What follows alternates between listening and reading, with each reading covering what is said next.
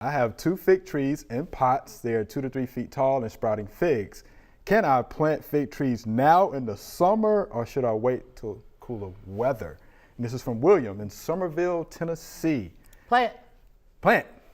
Plant. If you wait till cool weather, figs, if we have a hard winter, they're not going to be well established. That's right. And you can plant anything in the summer if you're willing to water. You just Yeah, that's gotta going to be be the sure key. you water.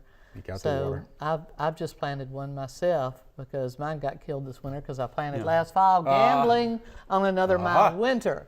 And the winter got you. Yeah, it's a southern plant, but this is kind of the north part where you can grow it successfully. You know, by southern, it's not native, but it just it's so many folk tales and you know, fig preserves and that sort of stuff. Every southerner probably should have one, even if it's not from around here.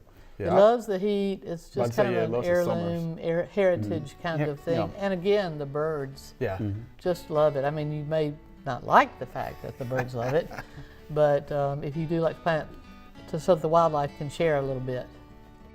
Thanks for watching the video. We hope you enjoyed. To subscribe, click below.